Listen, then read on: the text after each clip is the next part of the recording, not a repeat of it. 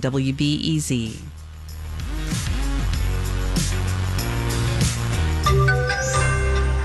To raise prices or not to raise prices?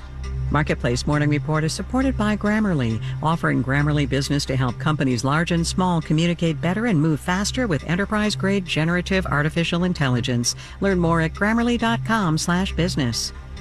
From Marketplace, I'm Nova Safo in for David Brancaccio. The latest measures of inflation show a slowdown, but prices are still rising at twice the rate the Federal Reserve wants to see.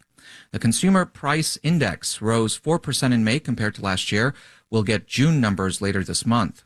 So how do businesses decide whether to raise prices or swallow higher costs? Marketplace's Justin Ho checked in with some business owners to find out.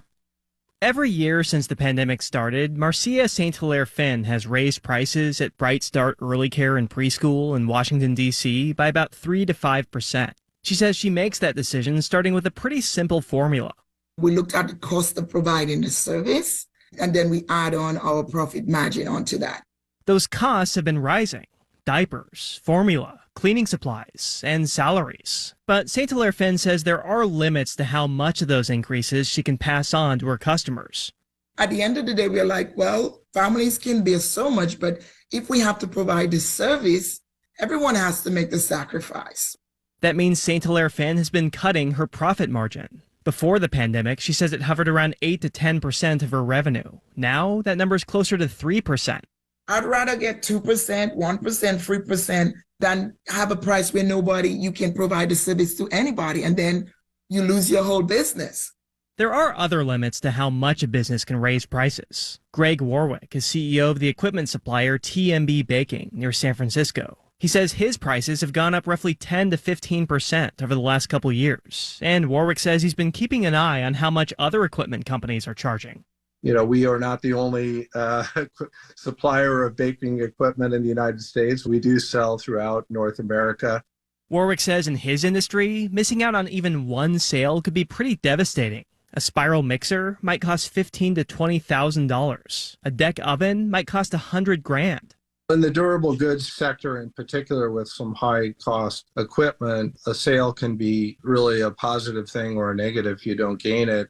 But not every business is as concerned about what every customer thinks. Steve Chu runs Ekiben, a sandwich shop in Baltimore. He says his costs have gone up around 30%, so he's raised his prices around 30%. And when we raised prices, there were, obviously, people that are unhappy and stuff. But, we raised prices according to our raised costs. And over time, they will understand. Chu says it helps that by now, a lot of customers are used to paying more at restaurants. But he also has to make sure they're still happy with his sandwiches.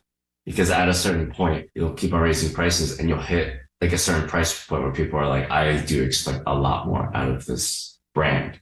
And if that happens, Chu says he might have to turn his sandwich shop into something fancier. I'm Justin Ho for Marketplace.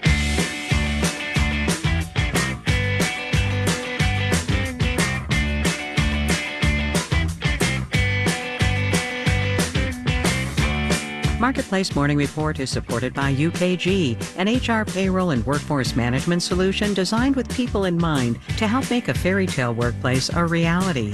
UKG, our purpose is people. And by Charles Schwab. Schwab understands that wealth management is personal. That's why Schwab offers flexible, personalized financial planning crafted for their investors' individual goals. Learn more at schwab.com. We've been following changes in the homeowners insurance market in several states. Major insurance companies are pulling out of places like California and Florida because of increasingly frequent, destructive, and costly natural disasters, the kinds of challenges associated with climate change. And with the big insurance companies leaving town, the remaining coverage options are getting more expensive. Marketplace's senior economics contributor Chris Farrell has been looking into how insurance companies calculate what to charge based on climate change risk. He spoke with David Brancaccio. First of all, it's typically the largest asset on the balance sheet of any household, primary residence, and often the mortgage company makes you have insurance on what they're helping to pay for. How big is the homeowners insurance market? Homeowners insurance is a $15 trillion market by coverage, and almost 85% of homeowners, they pay premiums. And these policies, they provide households with financial protection from climate-related losses. Think of it this way. The insurance industry is acting like the frontline defense against climate change in how it prices risks and pools coverage. Homeowners insurance premiums are tending to go higher, especially in parts of the country that are more vulnerable to natural disasters. Yeah, from the perspective of homeowners, a number of insurance companies have decided not to write new property insurance policies in California, including State Farm. And you have a somewhat similar story that's unfolding in Florida. Premiums are sharply in Texas. Homeowners in some vulnerable states, they turn to state-chartered or state-backed insurance for coverage. But boy, these backstops, David, they're financially vulnerable too. Insurance is regulated at the state level. That's one of its features or bugs. How are regulators and legislators responding?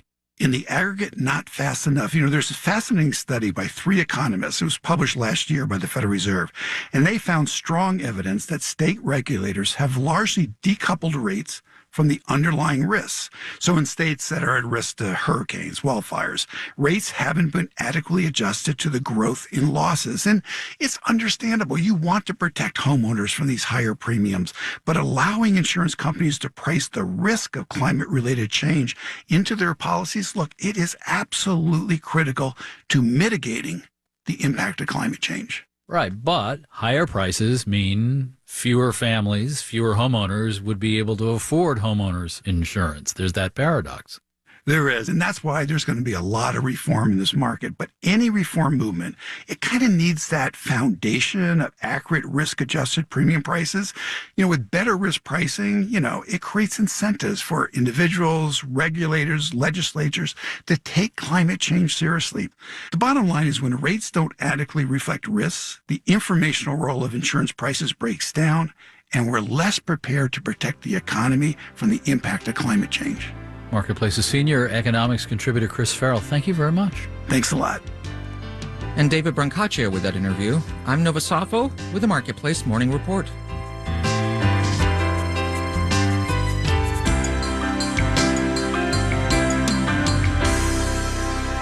From APM, American Public Media.